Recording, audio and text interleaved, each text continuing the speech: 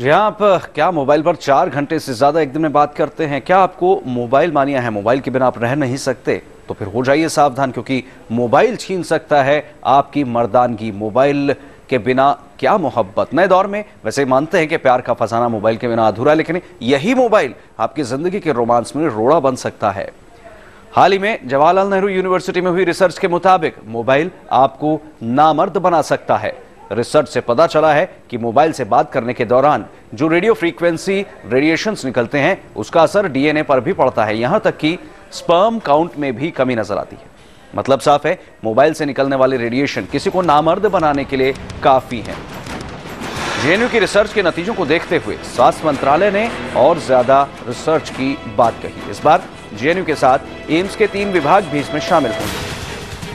हम आपको बता दें कि आखिर कैसे हुआ जेएनयू की रिसर्च और क्या थे नतीजे। जेएनयू में 20 चूहों पर हर दिन 2 घंटे तक रेडियो फ्रीक्वेंसी रेडिएशन में यह रिसर्च की गई, प्रयोग किया गया। यह सिलसिला 35 दिनों तक लगातार चला। नतीजे में पता चला कि उनके डीएनए सेल पर असर पड़ा है और स्पर्म सेल के काउंट में भी कमी आई है।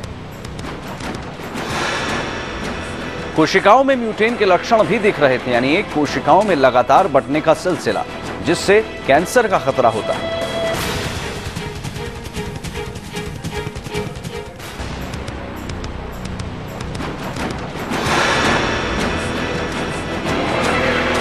तो देखिए किस तरह से जेएनयू में रिसर्च हुई। हर दिन 2 घंटे चूहों को रेडियो फ्रीक्वेंसी रेडिएशन में रखा गया और करीब 35 दिनों तक ये सिलसिला चला। उसके बाद जो कुछ सामने आया है वो नतीजा कुछ इस तरह से है।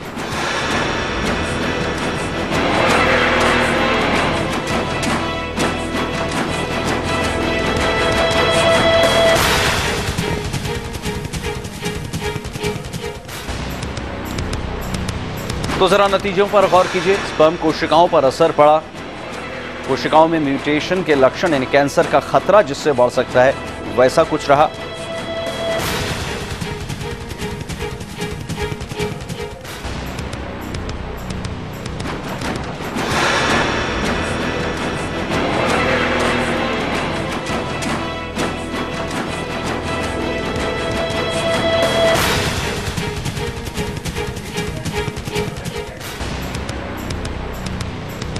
तो ये रिसर्च जेएनयू में जिन प्रोफेसर की निगरानी में हुआ, श्री जे बिहारी इस वक्त हमारे साथ फोन लाइन पर हैं। बिहारी साहब, रिसर्च आपकी शायद इंसान के लिए, मानव जिंदगी के लिए बहुत ज्यादा महत्वपूर्ण हो सकती है अगर ये नतीजे सही साबित होते हैं। किस तरह से आप इन नतीजों के बारे में बता सकते हैं? क्या ये चेतावनी है मोबाइल के बढ़ते इस्तेमाल को लेकर? ये चेतावनी है कि इसको, मोबाइल को अगर हम हेड के पास रखते हैं, नॉर्मल हमारा मेथड है, या फिर हम इसको टेस्टिकल्स के पास रखते हैं, तो दोनों तरीकों से ये जो है कुछ ऐसे प्रभाव दिखाती है जो कि हमारी हेल्थ के लिए अच्छे नहीं है। तो इसमें कुछ चीज़ें जैसे हमने रिपोर्ट करी हैं वो है कि डीएनए जो होता है वो उसका स्ट्रेन ब्रेक हो जाता है, जिससे उससे की जो इन्फॉर्मेशन जो ट्रांसफ़र होती हैं नेक्स्ट जनरेशन के लिए वो बदल सकती हैं जी। और म्यूटेशंस हो सकते हैं और इसमें बहुत तरह की मालफंक्शनिंग हो सकती है। तो ये बहुत तरह के डाइवर्सिफाइड इफेक्ट होते हैं और ये जो इफेक्ट हैं अगर हम इसको ब्रेन के पास रखते हैं मोबाइल फोन को, या हम टेस्ट के पास रखते हैं, वो काफ़ी हद तक एक से हैं, क्योंकि जो इन्फॉर्मेशन का जो सिस्टम बायोलॉजिकल होता है वो केमिकल के थ्रू जी, तो वो केमिकल का जो असर है वो ब्रेन से लेकर नीचे तक अपना असर डालता है जी। तो इसके जो इफेक्ट्स हैं बहुत दूरगामी होंगे और मैं समझता हूँ कि सेकेंड जनरेशन में बहुत आसानी से ट्रांसफर हो सकते हैं और इसलिए हमको बहुत ज़रूरी है कि कुछ प्रिकॉशनरी मेजर्स लें, जिससे कि जब हम मोबाइल फ़ोन यूज़ कर रहे हों तो।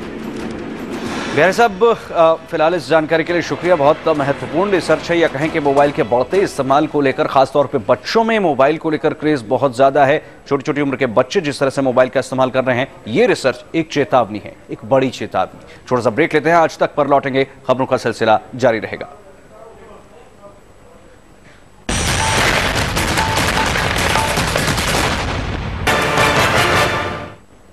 जो है दिल्ली के 4.5 हो सकते हैं, लेकिन हकीकत है क्या आप रोज अपने आसपास देखते हैं, आपको इसके खतरे का एहसास नहीं।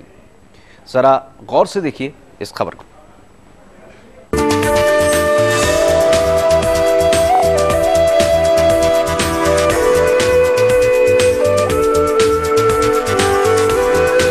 कितना अच्छा लगता है अपनों से बात करना, पलक झपकते के एक इशारे पर सैकड़ों हजारों मील दूर अपने करीबियों के पास पहुंच जाना।